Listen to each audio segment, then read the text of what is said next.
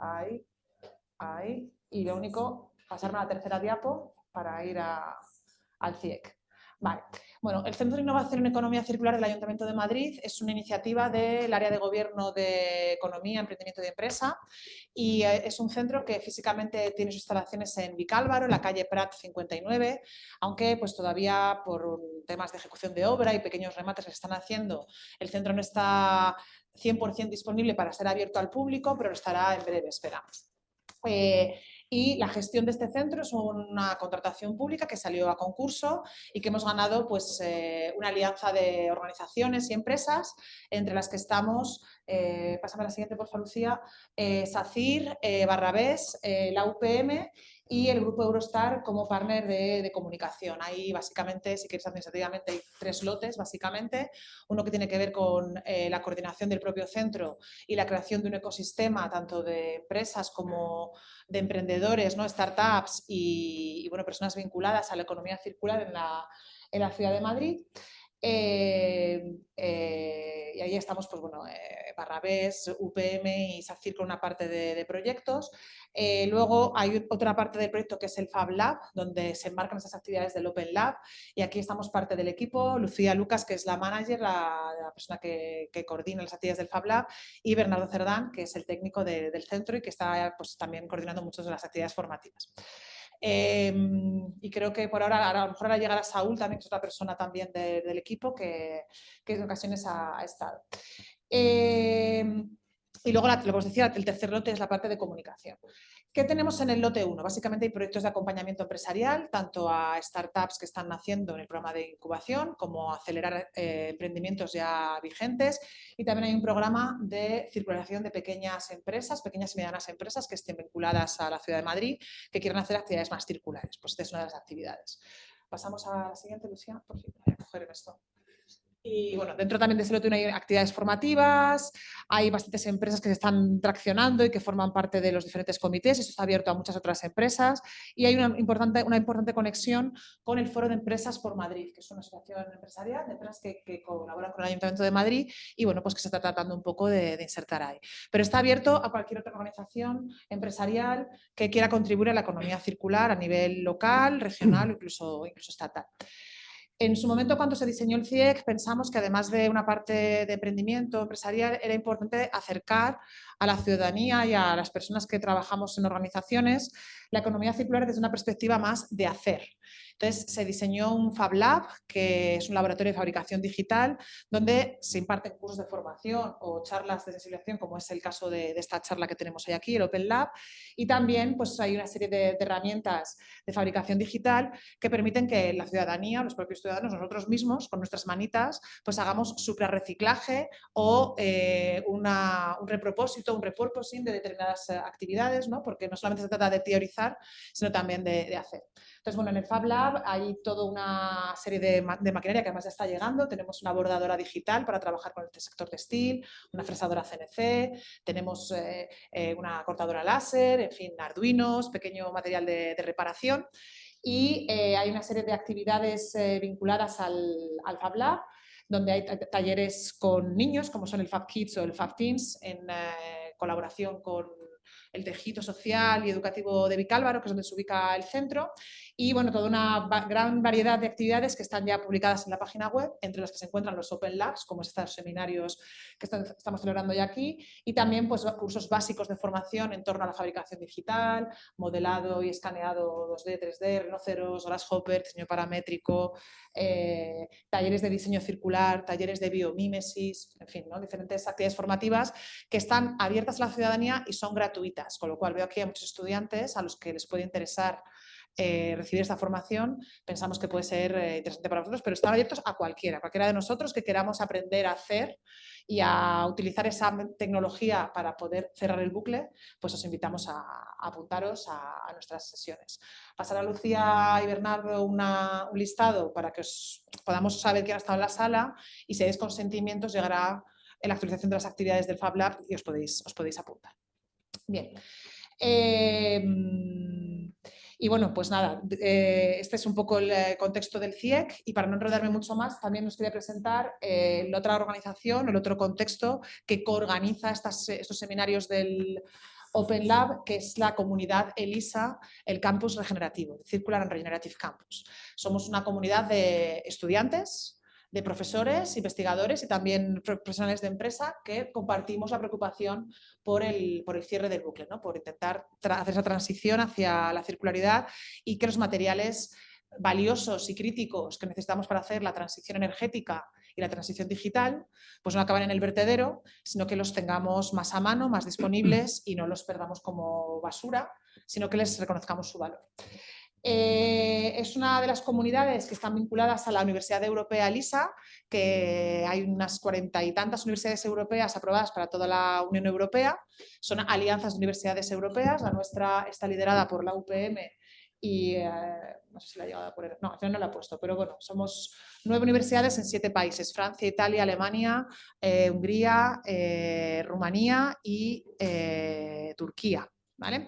Y bueno, pues lo que son las actividades de ELISA, que son una especie como de suprauniversidad por encima de las universidades nacionales, financiada por la Comisión Europea, con el fin de hacer las universidades europeas más competitivas en el contexto global, pues las actividades de esas se organizan en torno a comunidades. Y las comunidades son grupos de profesores, investigadores, estudiantes, personas de empresa que comparten una finalidad con impacto social. Es decir, buscamos hacer ingeniería con propósito, desarrollar ingeniería que resuelva problemas reales de la sociedad y que contribuya a que vivamos en un sitio más próspero, más inclusivo, más sostenible y con mejor calidad de vida para todos. Entonces, en nuestra propuesta en su momento, cuando se lanzó la idea de las comunidades ELISA, los profesores que ya veníamos trabajando de alguna manera, no es una cosa que surgía de la nada, ya teníamos un trabajo previo, los que estábamos trabajando en el área de economía circular, dijimos, vamos a proponer una comunidad ELISA con esta misión que veis ahí. Conectar nuestro campus y todos los grupos de interés o socios con los que tenemos potencial de aliarnos, que pueden ser empresas y sus cadenas de valor, organizaciones del tercer sector, NGOs, y también la comunidad local, el Ayuntamiento, la Comunidad de Madrid, el Ministerio de Transición Ecológica, ¿no? La Administración Pública también, aliarnos, conectarnos para que nuestros propios campus puedan ser un demostrador de economía circular real. Economía circular que técnicamente es viable, que económicamente tiene sentido, es rentable y que socialmente es inclusiva. Y bueno, pues ¿cuál es el valor del campus? Pues que somos un espacio de demostración, es lo que llamamos un laboratorio vivo, un living lab, un espacio donde podemos conectarnos todos estos actores y hacer un banco de pruebas, hacer test, probar cosas que a lo mejor no podemos todavía escalar a toda la ciudad, pero que el campus es una pequeña ciudad. Este edificio en el que estáis aquí, este Palacio de las Artes y la Industria, construido un poquito antes de que empezara el siglo XX, y en el que está la Escuela Industrial desde el año 1904, somos una comunidad de 5.000 personas. Todos los días 5.000 personas venimos aquí a trabajar, a estudiar, a recibir clases, a formarnos y tenemos un impacto, lógicamente, en cafetería, en servicios, en nuestro propio transporte. Somos un pueblo del tamaño de Navacerrada. Si escalamos eso a toda la UPM, ya somos 4 campus y tenemos el tamaño del municipio de Tres Cantos. Ya tenemos una economía de escala que empieza a ser interesante. Y si eso luego lo podemos ir escalando a otras universidades, pues bueno, es cierto que estamos más dispersos geográficamente, pero podemos aprender mucho unos de otros, ¿no? Y pasar buenas prácticas de unos países a otros y de unas universidades a otras. Y ese es un poco el objetivo de la comunidad, el campus regenerativo, que somos una comunidad tanto docente como de investigación. Tenemos unas misiones, que es la parte más ELISA, que es nuestra parte más de transmisión del conocimiento a los estudiantes y hacer actividades más innovadoras, diferentes, ¿no? Con más propósito para vosotros. Y también hay un área de investigación en el que estamos trabajando muy activamente. Y bueno, pues hemos hecho varios retos, acabamos de salir de una reunión para hacer el plan de trabajo del año que viene, ¿no? Pues tenemos, por ejemplo, la iniciativa que vais a ver después en la piscina, que es el laboratorio circular o Circulab o Circularízate, hemos tenido muchos nombres. En 3 años, desde que hace 3 años, en el año 2019, empezamos con esta campaña con nuestros alumnos, ¿no? Para coger las botellas de plástico, de PET, que generábamos en cafetería y hacer con ellas algo útil dentro de nuestra universidad. Nuestra idea original era coger esas botellas y hacer piezas que utilizamos en las prácticas de dibujo. Bueno, pues a día de hoy, 3 años después, ya lo hemos conseguido, una pandemia por medio, y tenemos pues ese laboratorio que vais a ver después y que tampoco me voy a enrollar mucho porque pues luego os lo va a enseñar David, que está por algún sitio, y vais a poder ver pues, el tipo de cosas que hacemos. Básicamente recuperamos hilo de impresión 3D y hemos conseguido un hito técnico que es un hilo de impresión 3D 100% reciclado que viene del material que recogimos en pandemia. Estos son viseras que hizo el movimiento Corona Makers durante la pandemia, cuando no había respiradores, ni viseras, ni nada. Pues todo el material de desecho que fueron fallos de producción, se recogió aquí en la escuela y con eso hemos conseguido una impresión 3D 100% reciclado que usamos a día de hoy para fabricar las piezas que luego un alumno de dibujo en primero saca las vistas y calcula las métricas, etc. Y bueno, muchas otras actividades que vais a ver. Ya estamos haciendo tiradas con PET y con polipropileno y otros plásticos. Pero bueno, no solamente es reciclar, también es eventos más sostenibles en la escuela, evitar el envase de un solo uso, en fin, hay varias líneas de trabajo que bueno. Y como nos hemos extendido, pues esta es la actividad que se está haciendo en la Escuela de Arquitectura, que también nos está David, o sea, se ha tenido que ir. David Sanz, profesor de la Escuela de Arquitectura, está coordinando una iniciativa similar desde allí. Y bueno, pues diferentes retos que hemos lanzado con diferentes partners, como la Dirección General de Economía Circular de la Comunidad de Madrid, Mercados Circulares en el Ayuntamiento de Madrid, el reto del despilfarro alimentario que lanzamos el año pasado con alumnos de primero, en fin, diferentes retos. Así es que bueno, uno de los retos que tenemos es el cierre del bucle de las renovables. Nos parecía que era un tema, y más en una escuela como esta, donde hay tantísima investigación y tantísimo trabajo en energía, teníamos que empezar a lanzar. La transición energética está muy vinculada también a la transición circular, a la transición de los materiales, y de hecho ambas no pueden ir desligadas, porque para que podamos tener materiales críticos hace falta que los recuperemos también. Entonces, bueno, este Open Lab es una primera línea de actuación, un primer lanzamiento de este debate, y tenemos la gran suerte de haber podido contactar con Energy Loop, y en concreto tenemos a Luis Sanz, que es el director general de la iniciativa. Ahora nos contará él, pero bueno, es una alianza entre dos empresas importantes del sector, en este caso energético, más empresas con larga tradición en la valorización de residuos. Y bueno, pues nos preguntábamos, ¿no?, qué ocurre con las palas cuando termina su vida útil, ¿no? Igual que las palas, pues podríamos preguntarnos lo mismo de una instalación fotovoltaica, que es un residuo de aparatos electrónicos, tiene una legislación que la contempla, no es el caso de las palas en este caso, pero bueno, se trata de diseñar, ¿no? En un principio de economía circular, la idea sería, cuando yo diseño el generador fotovoltaico, cuando diseño el aerogenerador, cuando diseño la hidrogenera, cuando diseño el inversor, todo ese tipo de equipamiento que necesito para la generación renovable, ¿qué ocurre al final de su vida útil? ¿Cómo puedo reutilizarlo, repararlo, remanufacturarlo, reacondicionarlo y darle muchas vueltas a esos materiales, y cuando ya no quede más remedio, pues recuperar el material en la máxima calidad posible, sin que sea imposible también de recuperar, ¿no? Sin que el aporte energético y de trabajo que haya que hacer sea importante. Entonces, bueno, hasta ahora seguramente pues, no hemos tenido, se ha tenido esa concepción, pero no de forma tan intensa, y bueno, pues para que dentro de 30 años el diseño sea circular, pues hay que empezar a sembrar hoy. Así es que, pues bueno, ese es un poco el objetivo de esta serie de charlas. Y nada, voy a dar la palabra a Luis para que nos cuente la experiencia de Energy Loop. Si quieres, Luis, cambiamos diapositivas. Y bueno, pues presento al ponente, es una persona también es egresado por la UPM, o sea que también tiene un perfil técnico y tiene una larguísima experiencia en valorización y gestión de residuos en FCC ámbito, bueno, en FCC, ¿no? Y después en ámbito que es la parte industrial. La parte de matriz. Así es que nada, Luis, adelante, tienes micros, a que lo muteamos. Sí. Y nada, muchas gracias.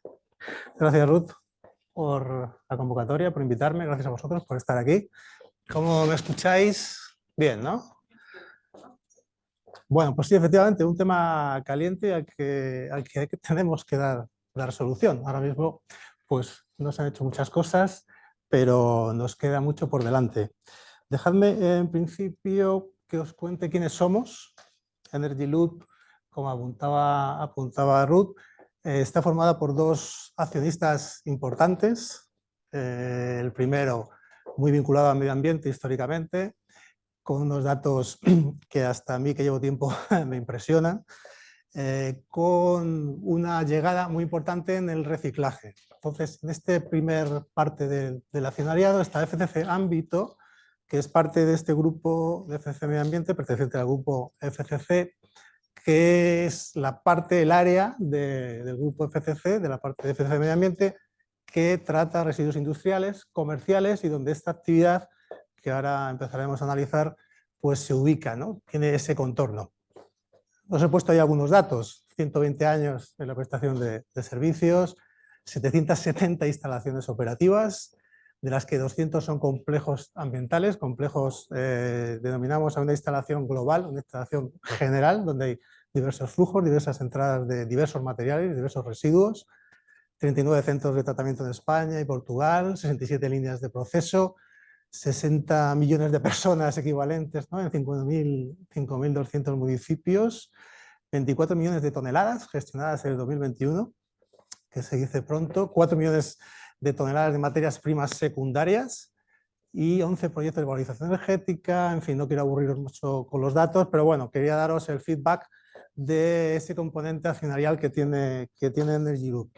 Por otra parte, pues la variable más energética, más vinculada a este sector de renovables, que es el Grupo Iberdrola, que cuenta además con esta filial que es Perseo Iberdrola Venture, que está especializada en startup, en innovaciones y en desarrollo de tecnologías un poco online con las necesidades de mercado, ¿no? Entonces esta alianza pues, nos parece también estratégica, ¿no? Ellos también tienen muy buenas cifras, como os he puesto ahí. Son 170 años de experiencia, 40.000 personas empleadas en todo su ámbito empresarial, 100 millones de personas suministrando kilovatios, bueno, 100 millones invertidos por esta sociedad, Perseo, 300 empresas analizadas, 38.000 megavatios, ¿verdad?, en el primer trimestre de 2022.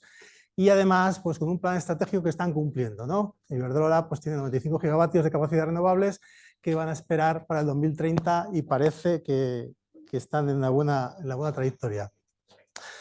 Bien, pues con esta genética voy a resumir un poquito el currículum porque tampoco quiero aburriros. Pero hay unas estrategias dentro de ambas empresas. La primera de FCC Ámbito, del grupo FCC Medio Ambiente, pues es consolidarse como un actor clave en la economía circular.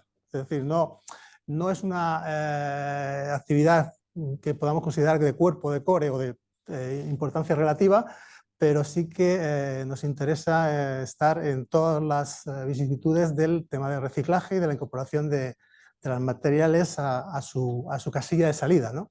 Entonces, dentro de la estrategia de sostenibilidad de FCC Ámbito, os resumo que son 4 puntales: medio ambiente, sociedad, excelencia y buen gobierno. Entonces son como nuestras, digamos, titulares para el trabajo del día a día. Por su parte, Iberdrola también aporta estos titulares, es decir, tienen un modelo energético sostenible con este programa Perseo que os he comentado, con el desarrollo de estas nuevas empresas, es decir, no se quedan en el negocio, no sé cómo llamarlo, si fácil, o por lo menos consolidado o con inercia, sino que además arriesgan y quieren estar en lo puntero de la tecnología.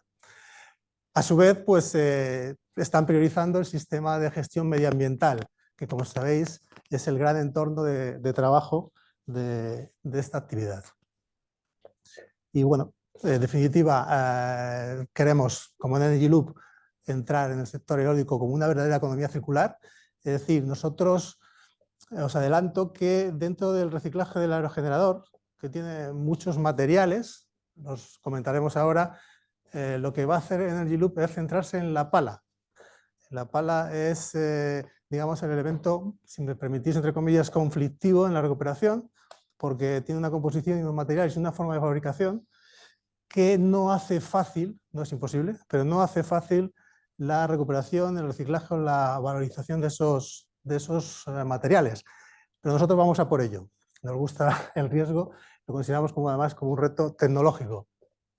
Entonces, os pongo ahí a la derecha que actuará como permitiendo estas etapas de circularidad y el pretratamiento, el acondicionamiento in situ. Es decir, luego os comentaré que la logística de estos residuos es muy importante, no pasa casi con ningún otro. Es decir, hay que irse al parque eólico, subirse 40, 50, 60 metros, descolgarlo, hay que situarlo en la base. El problema de logística son palas, hay 35, 40, 50, 60, 80 metros de pala, que hay que hacerse con ella. Es un volumen, además, con poca densidad. Cuando estás transportas aire, todo esto es un perjuicio en toda la logística y es una de las cosas que hay que tener cuidado porque pueden dar al traste con una viabilidad económica o con una respuesta rápida a las necesidades de reciclaje, ¿no?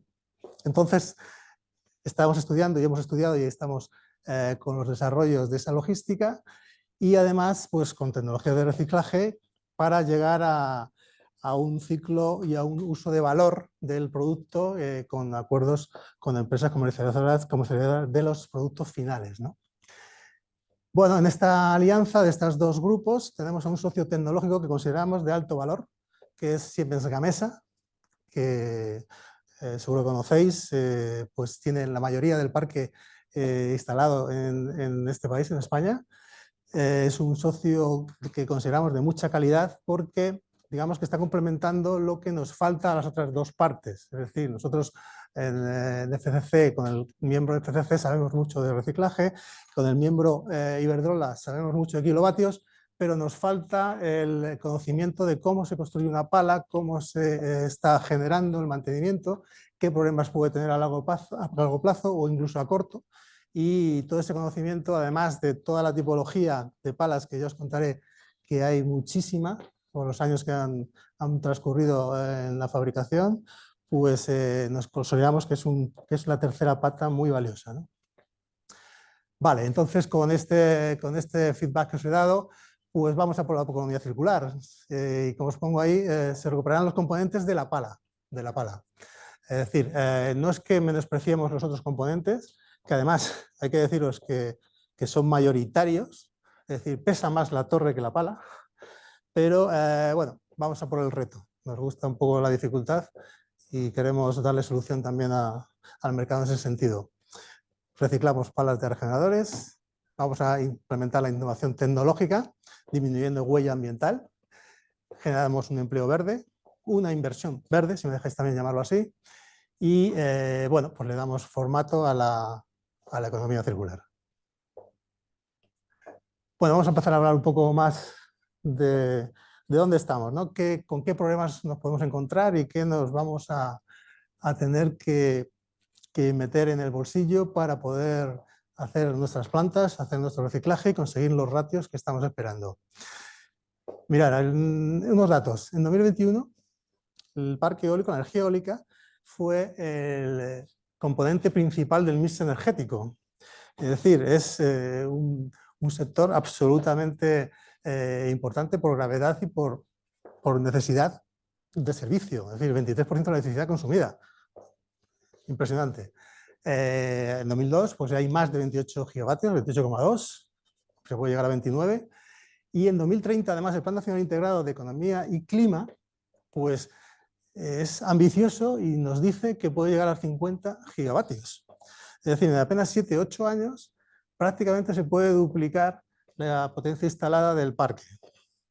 Bueno, esto como precedente, en este gráfico realizado por Red Eléctrica, pues se ve, ¿no? De las renovables que están, bueno, no se ve bien, ¿no? Pero son el 56% de renovables, el 25% ya es la eólica. Es decir, estamos en un cajón muy importante con mucho peso a todos los niveles. La energía, pues además deriva en todos los sectores de la industria, como sabéis, y está presente en el día a día y en cualquier actividad. Más datos que os doy. En 2021 había 1.298 parques eólicos. Es decir, con más de 850 municipios. Me ha interesado poneros la cantidad de poblaciones que tienen esta actividad y que les es afín. Es decir, hay una promoción local muy importante de estos parques, hay una fiscalidad que también les viene bien, es decir, tienen su vicio, tienen sus canos eólicos, en fin, es una actividad que interesa desde el punto de vista económico, con 21.574 aerogeneradores, que si multiplicamos por 3 nos salen las 64.722 palas. Bueno, ¿qué pasa con el mercado nacional? Se ha construido desde hace 25-26 años, tiene un avejentamiento bastante importante, ¿no? Entonces, unos datos que os he sacado ahí, 72%, unos 15.500, tendrían más de 15 años, es decir, están bien hechos, duran 15 años, un 35% ya superarían los 20 años, y la perspectiva es que, además, ahora lo comentaremos, los propios promotores, incluido nuestro socio Iberdrola, está intentando alargar ese periodo de vida útil, que ya nos molesta, porque querríamos mayor desmantelamiento, ¿no? Para, digo, la actividad de reciclaje. Pero sí que es cierto que podemos ir a 25, 27, 28, 30, 32 años de vida útil. Luego os contaré cómo se consigue esto. Tampoco es que sea dicho y hecho, ¿no? Hay que trabajar. Entonces, ¿qué pueden hacer los parques eólicos? Pues extender esa vida 25 y 30 años, que como os digo es la tendencia actual de casi todos los promotores, o la famosa repotenciación de los parques. ¿Qué significa repotenciar? Repotenciar significa ganar potencia con eficiencia. De alguna forma, los equipos ahora mismo son mucho más eficaces, tienen más eficiencia energética, están mejor diseñados, tienen más optimización eléctrica, y eso permite que con la misma potencia podemos disminuir el parque y el número de unidades de aerogeneradores. Esto lo pongo porque está muy vinculado al desmantelamiento, es decir, nos pueden llegar muchísimas más palas para reciclar si la repotenciación se lleva a cabo. No deja de ser un supuesto, no deja de ser una hipótesis, pero pensamos que con un apoyo económico que ya está marchando, que ahora hablaremos de ellos, que son los PERTE, que están circulando de economía circular, el programa 1 en concreto, que es la repotenciación, donde se van a conseguir subvenciones muy importantes, yo creo que va a haber bastante ánimo en el sector para producir estas renovaciones. Ahora os contaré qué ventajas y qué inconvenientes tenemos. Bueno, este es un gráfico es la antigüedad que tenemos en el parque. Fijaros que en el 2030 son megavatios, pues el color azul clarito, que no se ve bien, ¿verdad? Pero es la potencia de más de 25 años. Para 25 años llegamos pues esto a unos 10.000 casi megavatios, donde ya en los 25 años pueden significar una asíntota para empezar con el cambio, ¿no? Es decir, se nos está quedando viejecito el parque eólico. Os pongo ahí. ¿De qué depende la repotenciación? Pues de las ventajas y los inconvenientes, como todo, ¿verdad?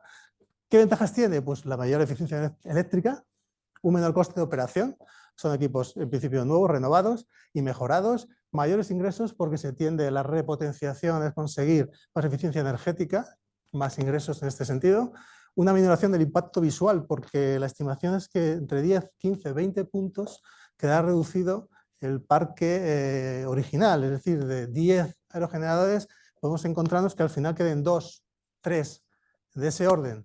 De hecho, la experiencia que ha habido en las escasas repotenciaciones que ha habido en España, en Galicia, pues ha sido de ese orden. Ha habido un 10-15% de mantenimiento de los aerogeneradores. Bueno, y minoración del impacto visual, por lo que os estoy contando. El cumplimiento de requisitos de conexión eléctrica motivados por la normativa sobrevenida, que son parques tan antiguos, han cambiado ciertas normas y les permitiría una adaptación, y la devolución parcial del entorno de origen, es decir, es innegable el impacto visual que tiene un parque eólico. Cuanto menos aerogeneradores, pues parece que la visual mejora. Inconvenientes, que también los hay, pues la elevada inversión unitaria, es decir, hacer un aerogenerador nuevo puede significar prácticamente el 70% equivalente a un aerogenerador antiguo. La pérdida de ingresos, porque durante el cambio, que son cambios largos, pues no tienes esa potencia circulando, ¿no? La gestión de autorizaciones ambientales, que son exigentes. Si hay un aumento de potencia, es una modificación sustancial a día de hoy. Eso se está intentando cambiar, que sea más sencilla, que sea más suave, que tenga más grasa el expediente, pero es un hándicap porque son hay tiempos que se hay que ir deduciendo, ¿no? Los elevados costes de desmantelamiento, es decir, como os decía, no sé si habéis visto alguna vez qué zapatas tienen los aerogeneradores. Son casi, tienen el mismo diámetro que lo que veis circular y hay más hierro que hormigón, o sea, es impresionante. Y entonces la devolución a origen significa, ya sabéis que el hormigón, el hierro es fácilmente, por lo menos es muy accesible la reciclabilidad, pero sí que hay que gestionar esto bien y es un coste elevado de mantenimiento. Y la gestión de esos residuos producidos, ¿dónde estaríamos nosotros? De alguna forma. Bueno, más datos. En 2021 se habían repotenciado 11 parques eólicos. Si os acordáis de la cifra que os he dado antes, es el 1%, es prácticamente insignificante. No tiene ahora mismo un desarrollo ni un improve que estemos detectando, motivado por los inconvenientes de la columna de la derecha. Pero, ¿qué puede pasar? Con ese PERTE que os comentaba, que esos son los proyectos estratégicos que tiene el MITECO, el Ministerio de Transición Ecológica, pues se espera una ayuda importante económica, ¿no? En el programa 1, concretamente en el programa 1, que es la repotenciación, pues está pensado para que se anime al promotor a cambiarlos. Todo mejora si se cambian, pero la balanza económica no es tan buena, permite pensar en que con cierto apoyo pues va a haber alegría en el cambio, y esto pues repercute en todo ese reciclaje que esperamos, ¿no? Y concretamente ya os digo que el programa 3 es una subvención para instalaciones innovadoras de reciclaje exclusivamente de palas de generadores. Es decir, que estas ayudas que se están esperando por parte del Ministerio pues va a ser un empujón sin duda para empresas como la nuestra y para el sector eólico en general, ¿no? ¿Qué se está haciendo con las palas hoy en día? Os pongo ahí. Estas palas que se desmontaron en Galicia, en Canarias, en Galicia, en Andalucía, pues han sido en su mayoría destinadas a un segundo uso.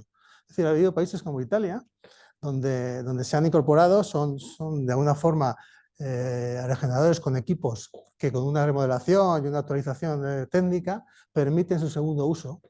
Entonces, esto también os lo reflejo ahí porque también es otra de las variables que entran en el cóctel de cuánta producción esperamos, ¿no? para el diseño de plantas y los volúmenes que estamos esperando. Hay que decir que son materiales que no son tóxicos, que no producen lixiviación, ni ningún tipo de derrame, ni siquiera olor, absolutamente inertes. De hecho, en la ley de residuos y el nuevo decreto de vertederos 646 nos está diciendo que es prácticamente un residuo de escombro, un residuo de construcción, que desde el punto de vista técnico es un error, pero bueno, está catalogado como un residuo no conflictivo y no peligroso, por supuesto. De hecho, pues no hay ningún problema técnico para situarlo en vertedero. El problema es más de su manejo. Es un residuo voluminoso, incómodo, no es muy traccionable, no es fácilmente manipulable por la esfericidad que tiene, por la topología, y en ese sentido, salvo eso, pues es un residuo que no ofrece ningún conflicto en los vertederos, ¿no? Entonces, bueno, lo que os cuento ahí, las palas procedentes de parques eólicos que han sido repotenciadas, pues han ido al mercado de segunda mano. Hablamos un poco de pesos. Bueno, en 2021, 290.000 toneladas de palas moviéndose, ¿no? En 2023, haciendo esta asociación a la vejez de ese parque, pues tendríamos unas 35.000 toneladas con más de 20 años de vida y 4.500 toneladas con un mínimo de 25. En 2030, 173.000 toneladas con más de 20 años y casi 80.000, al menos 25. Es decir, que son producciones ya muy importantes que podemos pensar en incorporar y reciclar, ¿verdad? Bueno, con todo esto, ¿a dónde llegamos? Hay muchos estudios de Wind Europe, que es la patronal del sector, de la Asociación Empresarial Eólica Española. En fin, nosotros con nuestra experiencia y un poco validando incluso situación de mercado, hay 4 empresas ahora mismo en el mercado para hacer este tipo de instalaciones, que además son empresas que también tienen su currículum.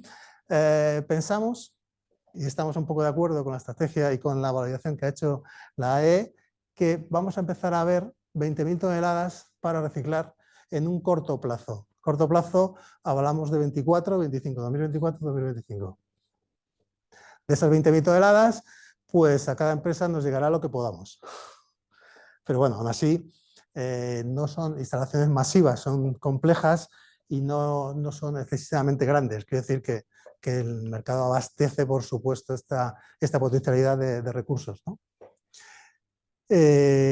Os deciros que en España no hay marco normativo, que esto es uno de los problemas que tenemos. Es decir, se toca lateralmente todo el aspecto de las palas, como os decía, el 646 se habla de que es asimilable a residuo de construcción. No hay una vinculación como pasa en otros países, como Francia, donde solamente el hecho de hacer un parque eólico ya te lleva a entregar un aval potente de 50.000 euros, por ejemplo, para su desmantelamiento, para ser eficaz y para que acredites que vas a tratar esos residuos. En España no existe esto todavía.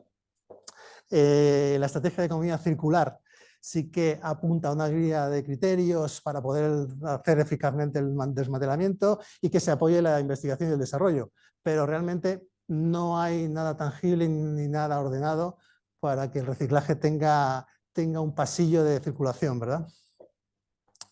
La patronal We Europe, esto es importante, está presionando para que se prohíba en el 2025 el destino en vertedero. Es decir, igual que pasa con la mayoría de nuestros residuos, que tienen que ser valorizados previamente, no se admite una descarga directa, según el 2011, por ejemplo, pues esto puede cambiar en 2025, va a ser un antes y un después también, ¿no? No todas las palas van a tener que pasar por instalaciones de las que se van a empezar a hacer.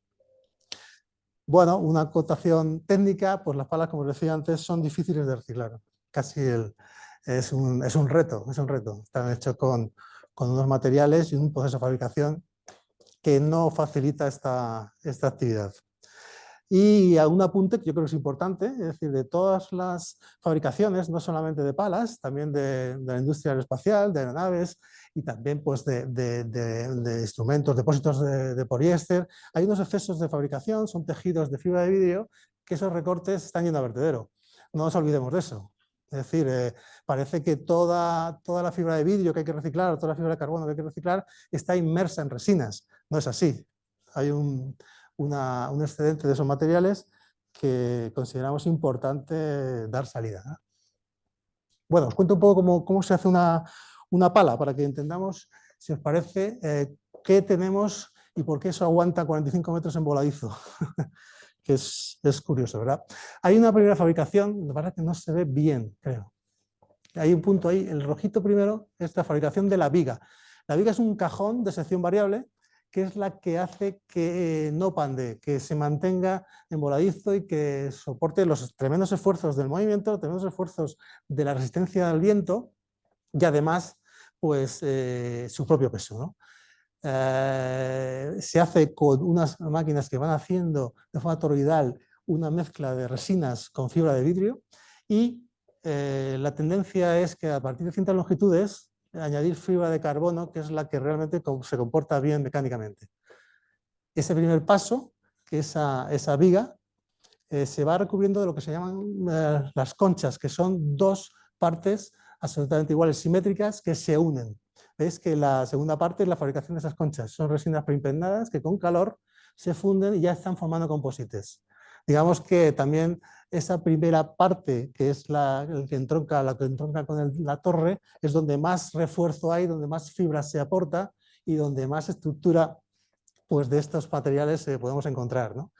Se envuelve esa viga en el proceso 3, ensamblaje, y queda ya dentro de las conchas. Y de alguna forma es muy simplificado, bastante más complicadito, pero al final aparece la pala donde dentro está la viga y todo eso hace que la sustentación pues, esté durando 25, 26, 27, 28 años. Es decir, es un proceso muy exitoso, con mucha investigación.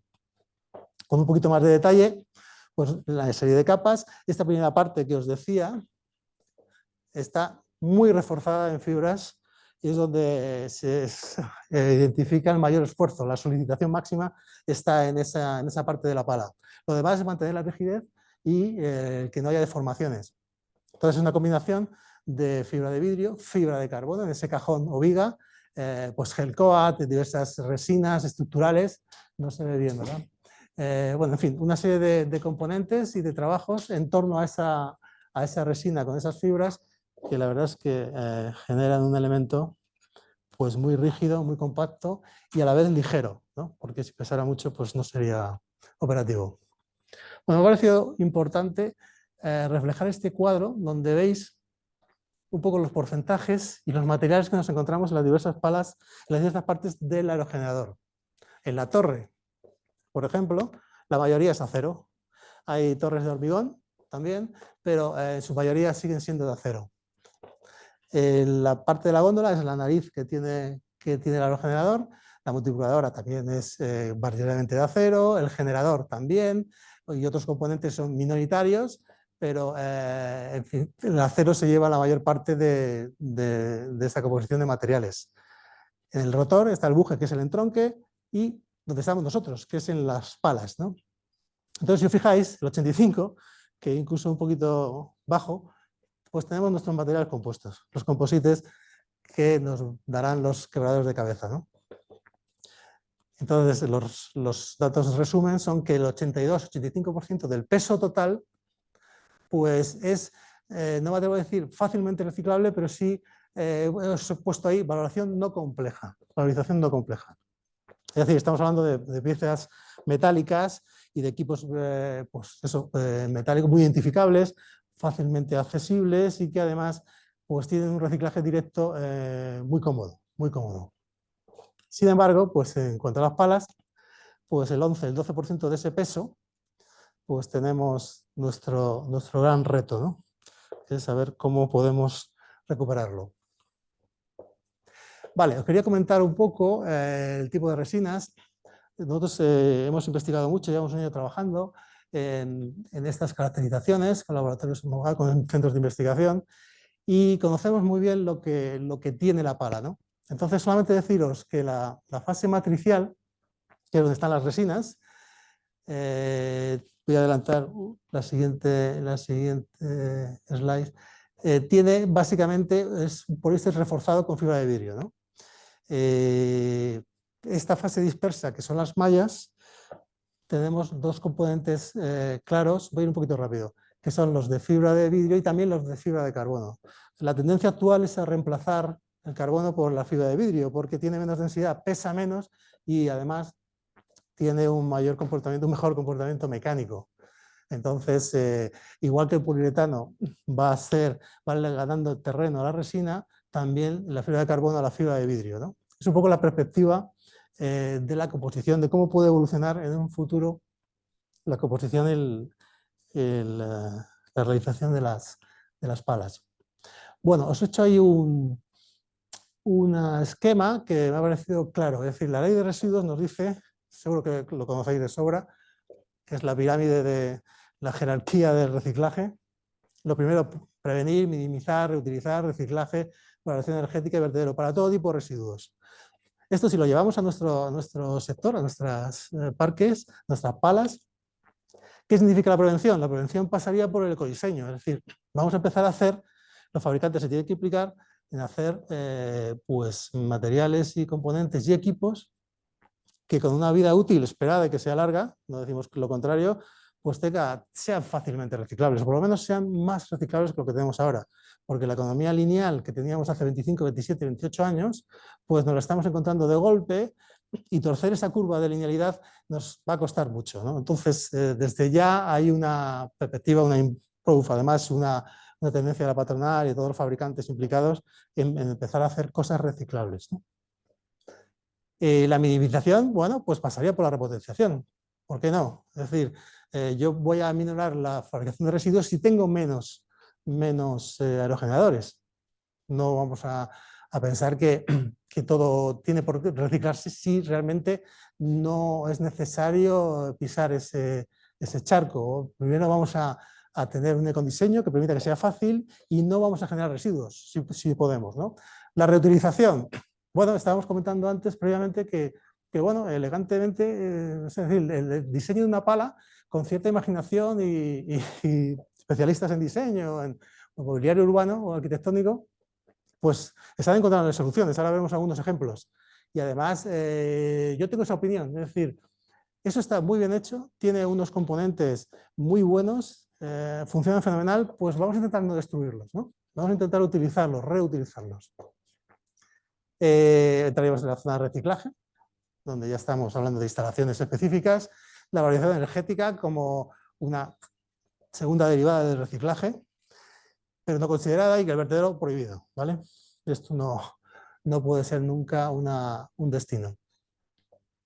Vale, ¿cuál es el estado de la técnica ahora mismo para el reciclaje de estos componentes? En este gráfico, si lo interpretamos, el TRL es el grado de madurez, ¿no? Cómo está desarrollado y estudiado la tecnología. En este eje de abscisas y luego después pues una valoración sin datos absolutos del coste. Es decir, interpretándolo, ¿qué es lo más barato y lo más maduro? El coprocesado. ¿Qué hablamos de qué es el coprocesado? El coprocesado es obtener esos materiales con cierta topología, con cierta granulometría, e incorporarlos en ciclos productivos tipo cemento. Es decir, puede sustituir algunos materiales, el silicio, puede aportar algo de energía a las resinas. Entonces, es incorporarlos a esos materiales que incorpora la fabricación de cemento antes de clinker y pues sustituir esos materiales. De alguna forma es incorporarlos de forma directa, lo que pasa que hay que hacer un preacondicionamiento, hay que triturar y hay que dar unas topologías adecuadas, ¿no?, a todo el trasiego que hay en una cementera. Bueno, pues el tamizado mecánico, y tenemos como tecnologías maduras la pirólisis. Hay dos colores para la fibra de carbono y para la fibra de vidrio.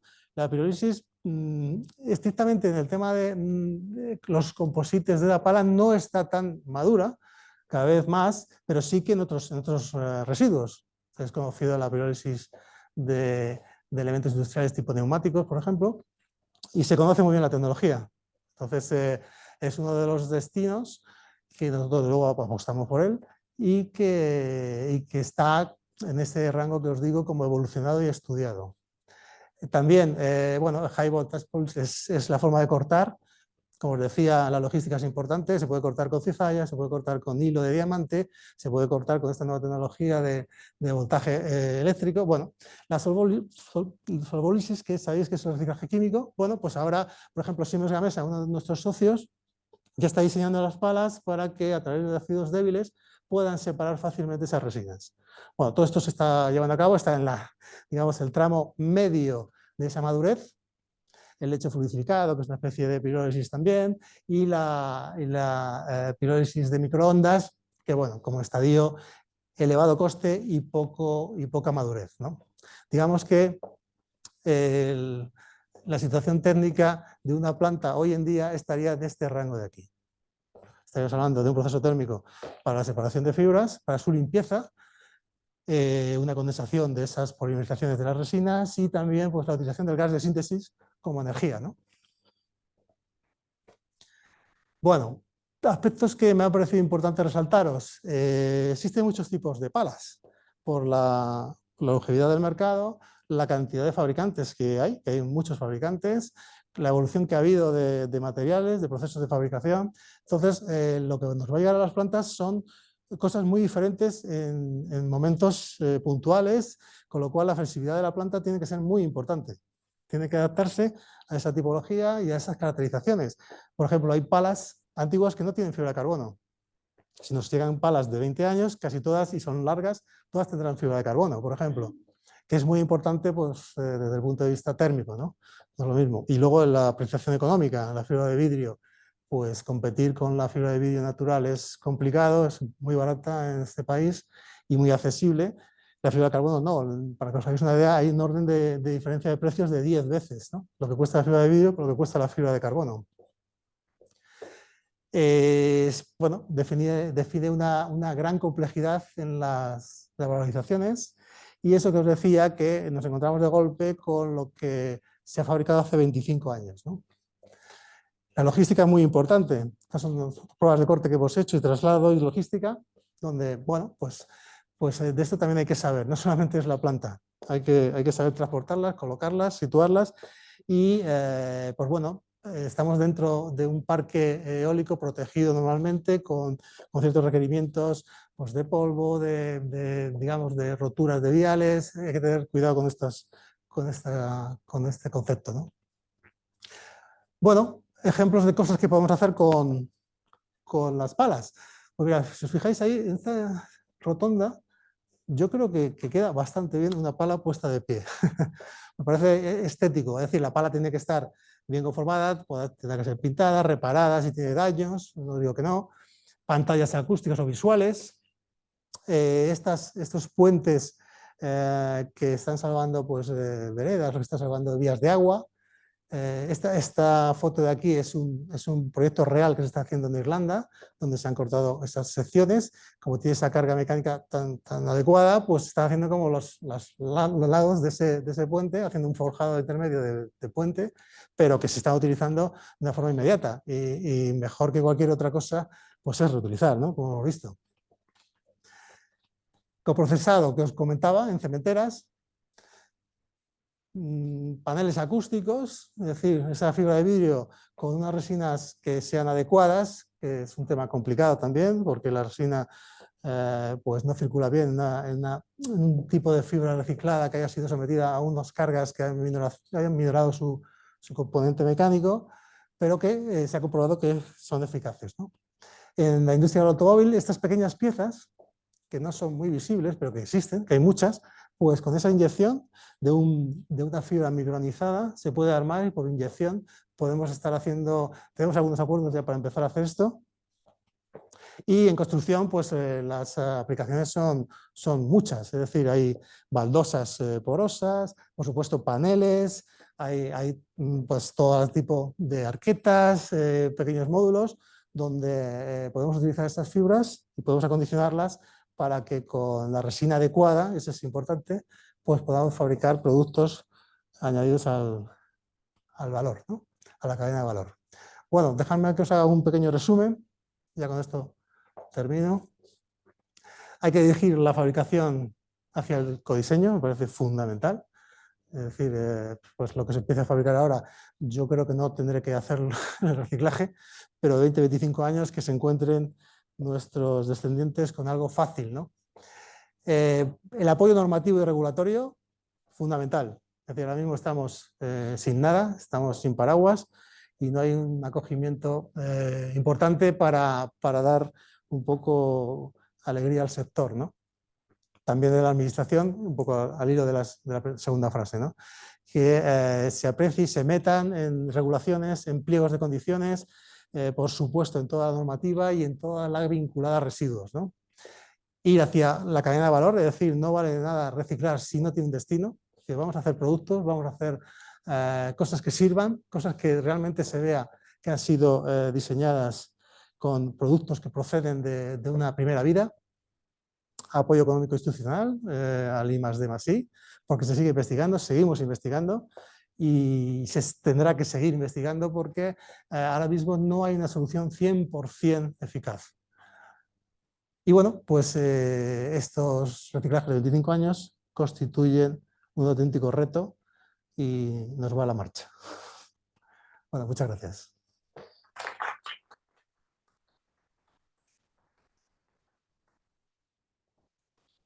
Gracias, Luis.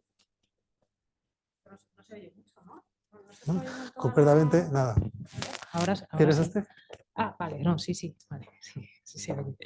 Vale, nada, muchas gracias a todos por venir, muchas gracias a Pamela Salinas, que bueno, es ingeniera industrial, está haciendo la tesis doctoral con Ruth sobre el cierre del bucle de las renovables y nada, pues vamos a iniciar un debate que bueno, sabéis que estas sesiones, una de las cosas que queremos conseguir es generar esta comunidad de personas interesadas en la economía circular, en la fabricación digital también, en esa intersección entre ambas disciplinas y nada, entonces iniciamos este debate. Inicio con una pregunta que se me acaba de ocurrir.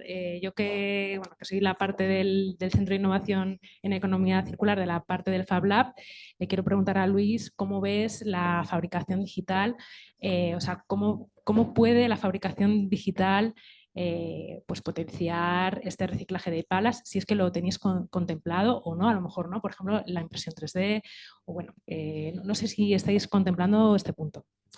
Bueno, tengo que comentarte que quizá la respuesta tendría que venir de la parte de Siemens, ¿no? Que ellos son los fabricantes. Por el contexto, por cuál es la aplicación que se está viendo que tienen estos sistemas, absolutamente convencido de que va a favorecer. La industria eólica también tiene un trabajo de I+D muy importante, ¿eh? Todo ese diseño que veis, que son como ojos, es muchísimas pruebas de túneles de viento, muchísimas pruebas de conformación, de resistencia. Entonces, todo esto en una simulación digital seguro que es muy interesante. Pero yo, perdona, pero preferiría que fuera el fabricante el que te respondiera. Ok, pues le limitaremos. No sé si hay alguna pregunta que queráis hacer, algo que se os haya... Vale. Gracias por la exposición, muy bonita y además muy a tiempo para el problema que tenemos también con las energías renovables. Sobre la responsabilidad ampliada del productor, en este caso, sobre las palas, ¿hay alguna No, ahora mismo no. o nada que pueda tampoco ayudar? Porque es muy diferente a un impuesto que Sí, les puedan de poner. hecho es uno de los aspectos de nuestra falta de paraguas. También la propia autorización ambiental, que es exigente, ya sabéis, en el ruido, en la conformación visual, en todos los efectos, es decir, la ornitología está muy protegida. Hay muchos accidentes, hay una monitorización constante del acceso del ave, es decir, la autorización ambiental debería de imponer no la responsabilidad ampliada ya del fabricante, sino el que ejerce el parque eólico, como pasa en otros residuos. Es decir, tú ahora mismo en el residuo urbano, por ejemplo, pues si desarrollas un vertedero, estás obligado luego a hacer su sellado. Y es más, tienes un mantenimiento post clausura de 30 años. Es decir, de todo lo que pueda parecer. Esto ahora mismo no existe. Para que te hagas una idea, no existe ni código LER, que no sabemos dónde situarlo. Hay códigos LER de aproximación, el 100-199, que es el más parecido porque por eliminación, como no es nada de lo anterior, voy a pensar que es este. Esto está por regular. Está por regular. Entonces, de la patronal de Wind Europe se está presionando mucho a los estados y gobiernos para que desarrolle normativa que ampare toda esta situación, porque ahora mismo no hay una responsabilidad ampliada, ¿no? No, porque, por ejemplo, el plástico ya para el comercial, el industrial y el doméstico ya está Eso habiendo un es, impuesto y aparte una eso es, responsabilidad ampliada del eso es. productor y No aquí existe. pues sí, Lo y más esto de los parecido es paneles la solares, ¿no? vinculación que hay en Francia de ese aval para que el desmantelamiento sea adecuado, sea ordenado industrialmente. Pero también te digo que no dice que lo recicles, sino que lo gestiones para llevar en principio, a vertedero. Sí. Y lo otro, no sé si lo comentaste, pero no lo escuché. ¿Cuáles son los parámetros para dar de baja una de las ¿Por qué de se todo? desmantelan? Sí, A cuando ver, ya digo voy a desmantelar, ¿cuándo la sí, quito? bueno, le puede caer un rayo. Esto pasa. Después hay un estrés de materiales que no se anticipa. Es decir, hay unas microfisuras que se están produciendo, tiene peso. Ten en cuenta que una pala de 45 metros pesa 5 toneladas y eso está trabajando en voladizo. Con lo cual, esas fisuras y el estrés del material puede hacer que se desplome, que haya un colapso de materiales. Por esto se cambian algunas. Pero también te digo que si es por el scratch, por el mantenimiento o por sucesos atmosféricos, no hay una producción que sea, digamos, interesante. Todo va a venir por la famosa repotenciación. Y lo que es la inspección de estos durante su vida, hay inspección, por ejemplo, ahora se me viene con drones de Sí, ir sí, mirando, monitoreando, eso sí hay. sí, sí, sí. Ten en cuenta que un alojador de estos vale 2 millones de pesetas, de euros, perdón. Quiero decir, bueno, merece la pena tenerlo funcionando. Y luego la producción energética son 2 megas, posiblemente es muy rentable tenerlos funcionando bien.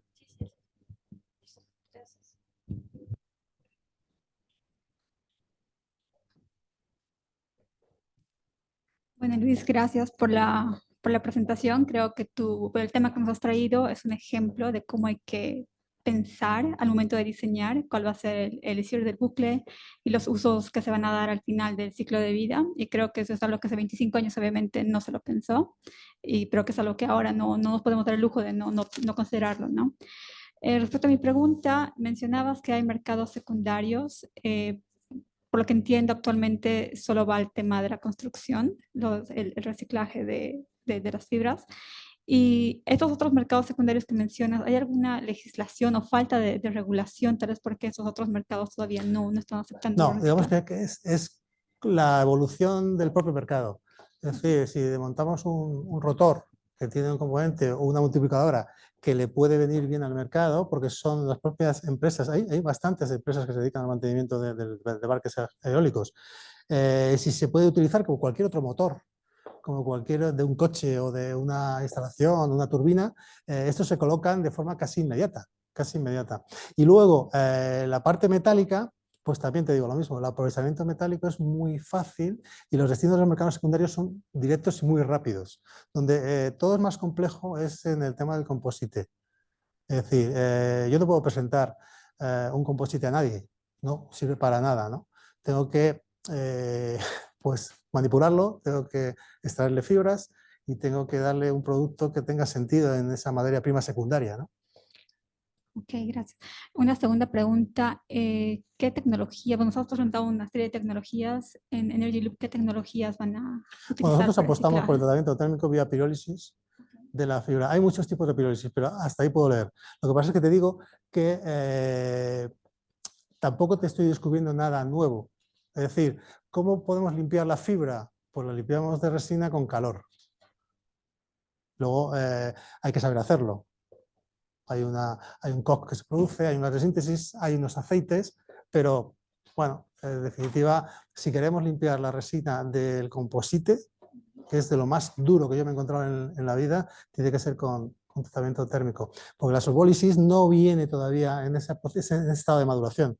Y esa pala de 25, 26 años se encuentra con esos materiales que no son solubles. Se está trabajando con resinas que son termoestables, no termoplásticas, sino que están preparadas para lo que están preparadas. Y es una fabricación exitosa al 100%. Me parece magnífico cómo se fabrica una pala y cómo trabaja.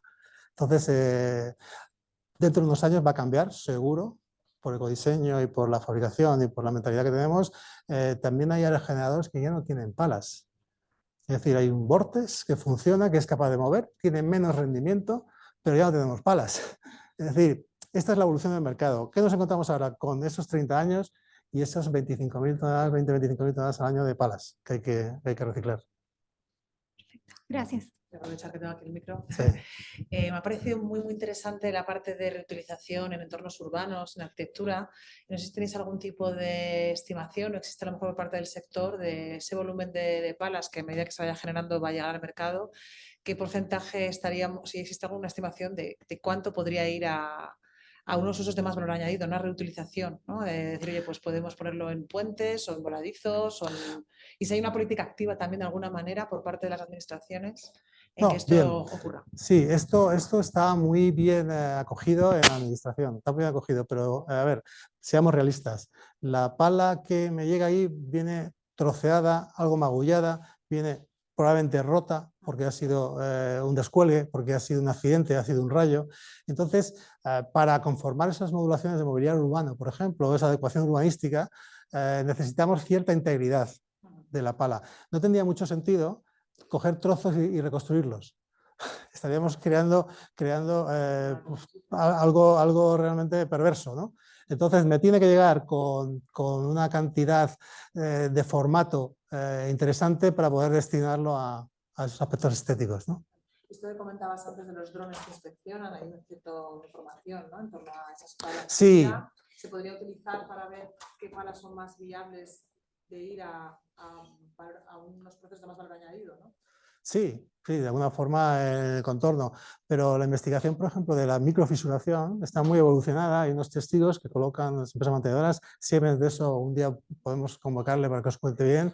Es muy interesante porque lo que no se ve ni con microscopio lo ven ellos, ¿no? Entonces, bueno, pues anticipan. Es decir, yo podría hacer una colocación en la rotonda con una pala microfisurada, ¿por qué no? No tiene un periodo de esfuerzo, puede hacer algún refuerzo interior.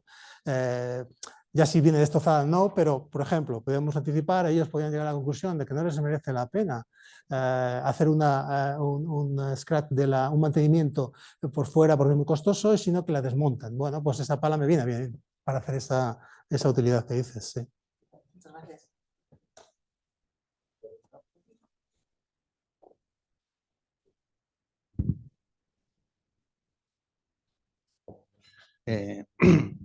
Oye, en cierta forma, primero tengo dos preguntas. Primero, si el tratamiento que se hace posterior al uso de la pala está orientado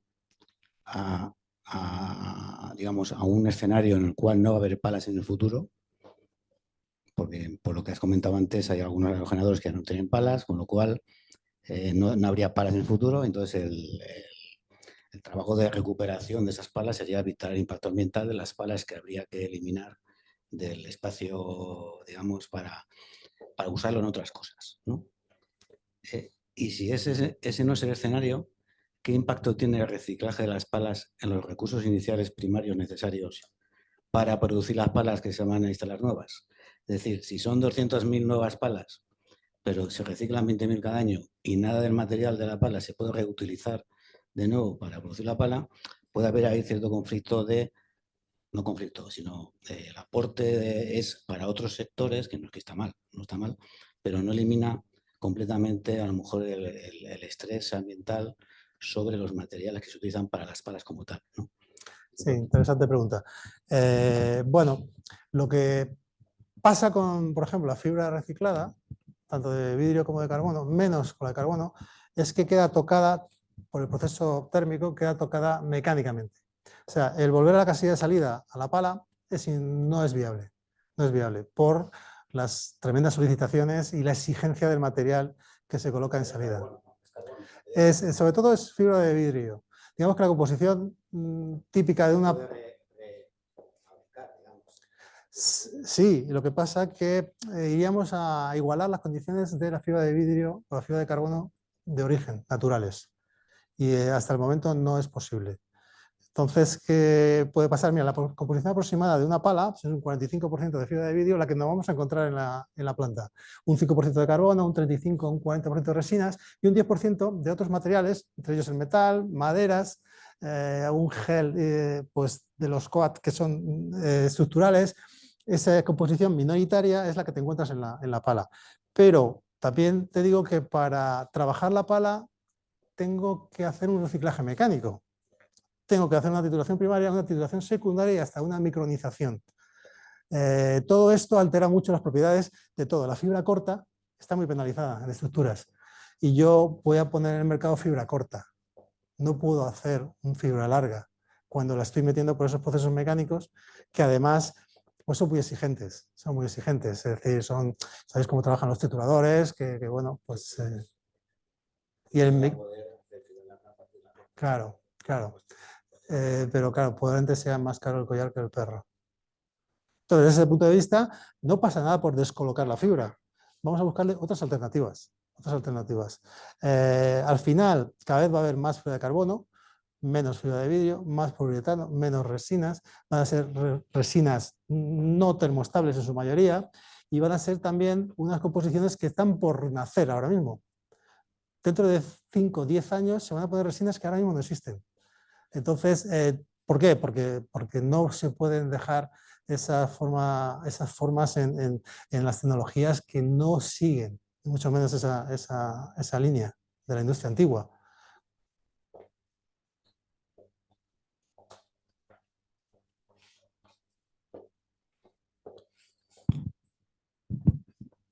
Hola, soy Beatriz Alonso de Surus Inversa y yo quería saber un poco las palas que ahora mismo están saliendo de mantenimiento de los parques, ¿qué se está haciendo con ellas? ¿Hay alguna empresa o planta? Porque a vertedero no se está yendo.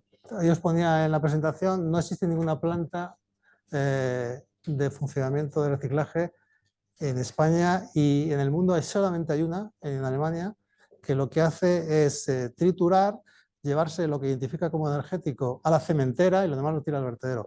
En España, todas las que no tienen un segundo uso, que es lo que os ponía el ejemplo de Italia, pues van a vertedero. Vale, y una segunda pregunta. ¿Vais a hacer una planta de reciclado de palas? Sí. ¿Dónde las vais a ubicar? En el sur de Navarra. Sur de Navarra.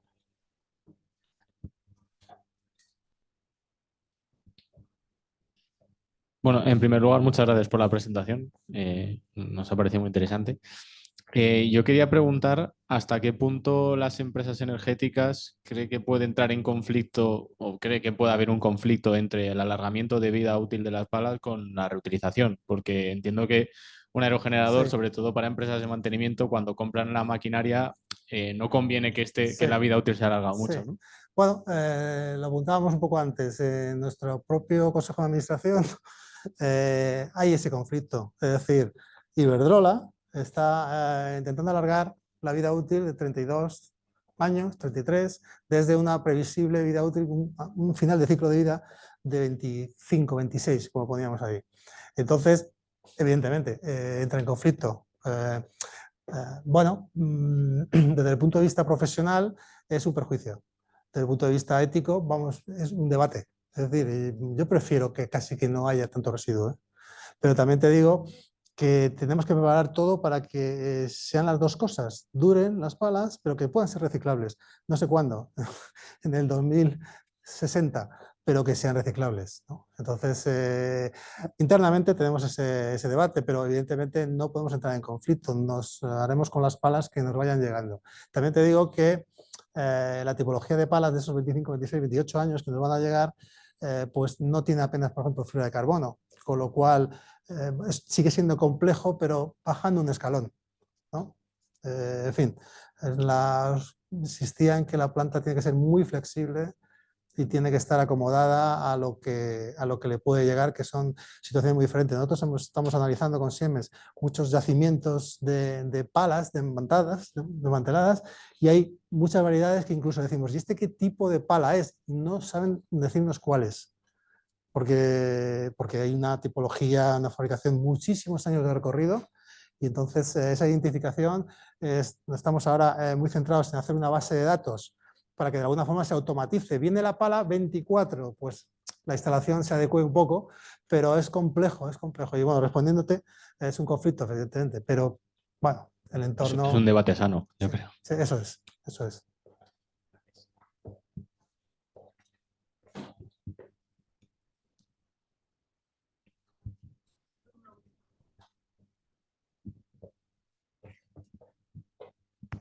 Te quería preguntar, Luis, o sea, cuando ahora con el reciclaje mecánico que decías que recuperáis la fibra de vidrio en fibras más cortas, tengo dos preguntas. ¿Cómo de limpia sale esa fibra? Y luego con las resinas, que es otro de los componentes principales, ¿qué es lo que se hace? Bueno, el reciclado... O sea, ¿cómo se pone en el mercado sí. esa resina? El reciclado mecánico no es una separación de materiales. Es una dosificación, una garantía de ofrecer los tamaños que me interesan. Depende de la industria donde vaya, interesa, pues decirte algo, 25 milímetros o incluso un micronizado, porque en la industria de plástico puede ir inyectado como matriz, o en la industria cerámica podemos colocar ese material, pero tiene que ser micronizado, estamos hablando de 500, 600, 700 micras, pero no separamos los materiales, es un todo uno. Es un todo uno. Donde separamos es en el proceso térmico. Que ahí pues obtenemos fibra limpia. La fibra limpia, tocada un poco mecánicamente, pues tiene esos accesos a ese mercado que tiene que acogerlos, que son alternativos, como os decía, pues automovilístico, aeroespacial, constructivo de elementos menores, como arquetas, tapas, suelos técnicos, todo esto. Y la parte de resina termoestable, ¿esa habrá que quemarla o cómo? Bueno, la resina termostable entra en el proceso térmico y pues la elevada temperatura que ahí se genera, sin oxígeno, Sí. hace que se descomponga. Se descompone Sí, y entonces se volatiliza. separa de las fibras no se funden a esa temperatura. Entonces en ese intervalo se produce una condensación que también puedo utilizar y una limpieza por oxidación, pero también te digo que ese proceso es muy complicado. Es muy complicado, igual que el mecánico es mucho más sencillo que aludes, el proceso pirolítico es mucho más complejo. Ok, gracias. Claro, a ver, la idea es que sea una isla de trabajo, es decir, utilizo el aceite como valor energético, el PCI alto que tiene, y además, pues el gas de síntesis también es un combustible que adiciono, ¿no? Sí. Es una repolinización del carbono. Entonces lo que pasa es que, pues bueno, se genera también un coque que podemos utilizar, pero entramos en un proceso muy industrial que no sé si se me olvidó traeros un trozo de pala de composite para que vierais que es impresionante lo bien hecho que está, es una densidad brutal, una rigidez absoluta y materiales muy bien colocados, muy bien dispuestos, un proceso de fabricación espectacular. Y eso hay que reciclarlo. Ok, pues si no hay más preguntas. Bueno, Kelly, ¿tienes pregunta?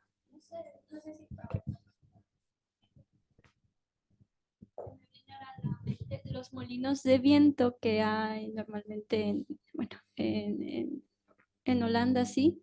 Sí. También los que giran así con el viento. ¿Cuál es la diferencia en sí del material? O sea, creo que son solo madera o... No, son exactamente iguales. ¿Te ¿Son refieres iguales? a los que están en el mar o los que están en tierra? Ah, a los que hacen harina, a los que hacen harina.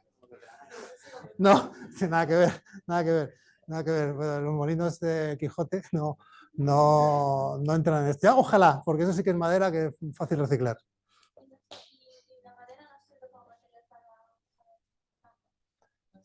No, sí, claro. Lo que pasa que, a ver, esto empieza a ser rentable con ciertas longitudes.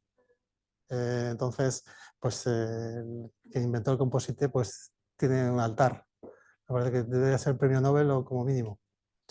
Con poco peso, con material relativamente barato, se consiguen unas prestaciones que duran 30 años. Pero bueno, respondiéndote, no son, o sea, el molino de Falcón de arena o de agua, no. Es madera y esto es... Por ahí, pregunta.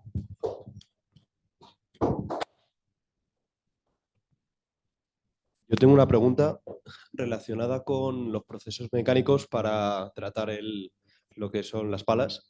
Y es que, bueno, se ha visto antes en el gráfico, explicaba un poco la diferencia entre lo que era la pirólisis, que es lo que se está investigando ahora, y lo que separa un poco más la fibra de vidrio y la hace más pura. Sí. Y luego el proceso mecánico, que sería solo la fragmentación. Eso es. Por lo que has estado explicando antes con una duda anterior, ese proceso, como no se extrae una fibra de vidrio pura, lo que se hace es derivarla a otros procesos, se vende a otro tipo de industria. ¿No es más barato o más interesante parar ahí el proceso de darle una segunda vida a la pala y enviar ese derivado de pala a otro tipo de industria en vez de seguir investigando en la pirólisis, que al final es un proceso más caro? Sí, es correcto, es así. Porque además vamos a ser sinceros, no recuperas el 100% de las propiedades en el proceso térmico. Entonces, si somos capaces, muy buena la pregunta, si somos capaces de pararnos ese reciclado, que además es el 100%, porque en un proceso mecánico hay pérdidas, Claro. Y destinarlo a un subproducto o a una calidad de un material que sea compatible, pues sería perfecto, sería perfecto. Primero vamos a hacer jardineras y segundo vamos a trocear ese material para el destino de la industria pueda cogerlo con cierta solvencia. O sea, no queremos complicarla a la industria, pero si hacemos jardineras, mobiliario, decoraciones o paneles, aislantes acústicos, aislantes térmicos, pues sería ideal, porque además generas menos conflicto ambiental detrás. Es así, sí. Hola, buenas. Se Hola. oye, ¿no? Has comentado la presentación, muy buena, por cierto, que estáis en el sector industrial, estáis mirando el organizaros para 20 y tantas mil toneladas al año, ¿no? De palas de regenerador. Sí, perdón. Más o menos, ¿no?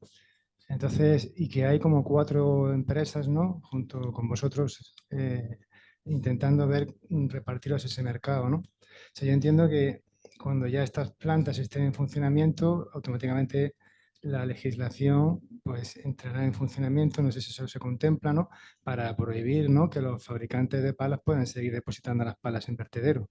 Sí. Eso será lo primero, ¿no? Porque si no, a lo mejor a ellos les resulta más rentable seguir mandando las palas como residuo inerte que es, ¿no? En lugar de tener que meterlas en una planta para su valorización, ¿no? Eso supongo que estará contemplado en la legislación, ¿no?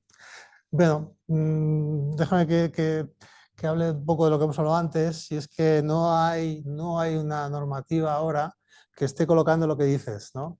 Oiga usted, trate de reciclar esto en estas condiciones. ¿Qué pasa? Que estas 4 empresas que dices, bueno, con 20.000, que es nuestra hipótesis, hay hipótesis hasta 50.000, te vas a Win Euro, empiezas a picar por ahí, hay muchas variables.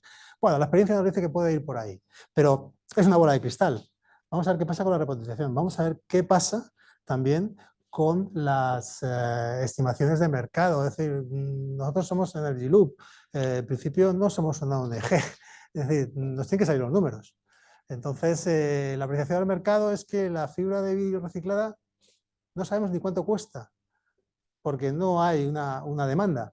Entonces, haces otras hipótesis, haces unos escenarios, tenemos muchos números hechos, pensamos que es sostenible económicamente.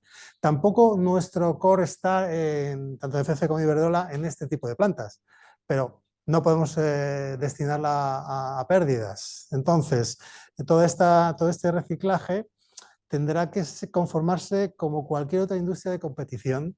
Es decir, nosotros tenemos a Siemens Gamesa detrás, pero otros consorcios pues tienen también sus llegadas, ¿no? Nosotros con el 54% del parque eólico tenemos ese acceso. Otra cosa es que también tengo que ser competitivo para mis propios socios. Yo le puedo decir a Iberdrola, desmonta ese parque y darme las palas y dirán, no, porque quiero extenderlo hasta 35 años. Y también Gamesa puede decirme, oye, yo voy a gestionar este residuo, que además este parque lo quiero desmantelar, pero voy a pedir otra oferta, ¿por qué no? Es decir, son incorporaciones al mercado que, como te digo, no deja de ser una bola de cristal. No sabemos a ciencia cierta qué va a pasar, porque ni hay legislación, como dices, no hay amparo ahora mismo. Vamos a ver qué pasa con los PERTES, si dinamiza realmente la economía, si las empresas se animan, sobre todo los promotores, a acudir a las subastas eléctricas con más alegría, o directamente esa previsión que hace el Ministerio de los 50 llega a 50 o a 32. De todas formas, las plantas, como digo, tienen que ser dinámicas, tienen que estar un poco viendo qué está pasando y tener la flexibilidad suficiente para incorporar esas variables dentro de su tipología. Si no, se va a sufrir, sí. No es un mercado cierto.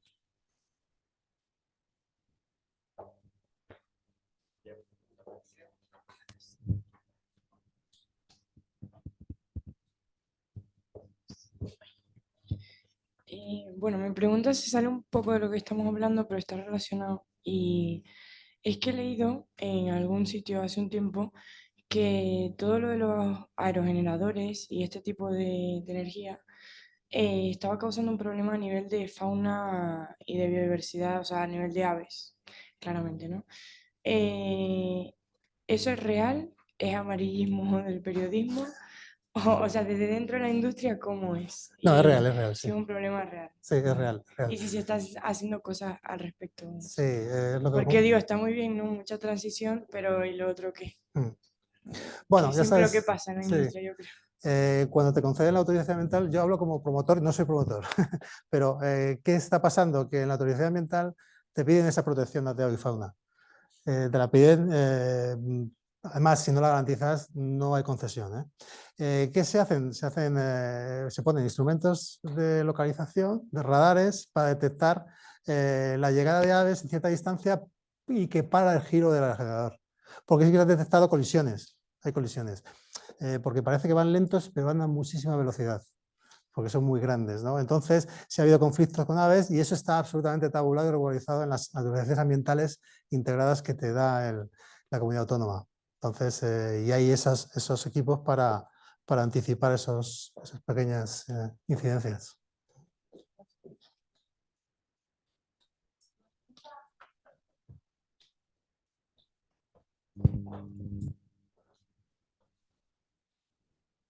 Hola, buenas.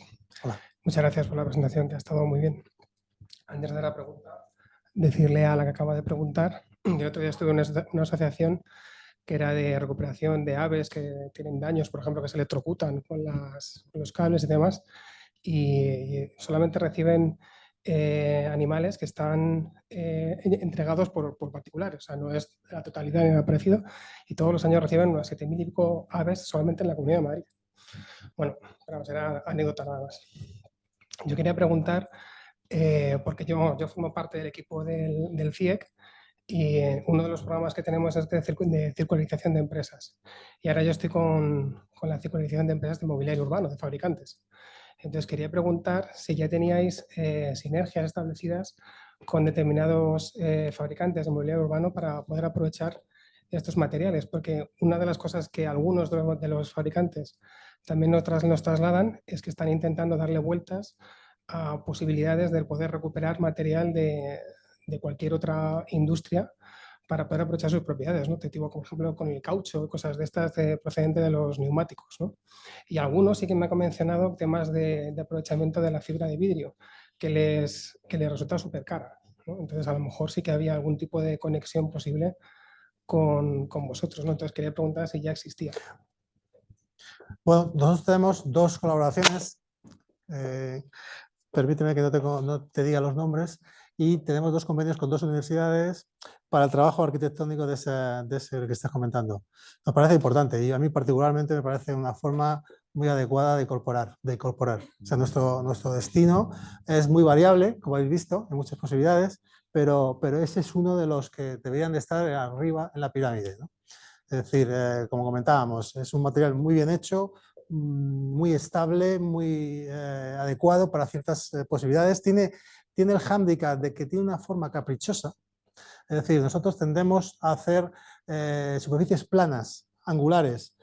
Esto es curvo, esto es una sección variable además. Sabéis que la sección va desde un círculo, va haciéndose una especie de ojo, acaba en punta.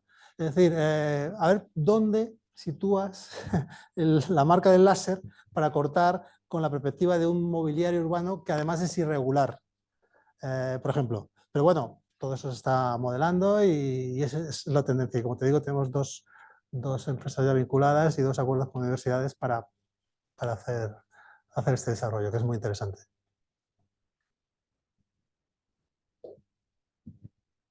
Vale, pues si no hay más preguntas, tenemos un café en la cafetería, en la zona más cercana a la piscina y nada, seguiremos la conversación.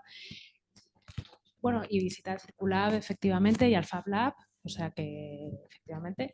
Y nada, daros las gracias a ti, Luis. Creo que tenéis muchísimo mérito con este tipo de iniciativas, además a ese nivel, ¿no? tan grande, tan ambicioso.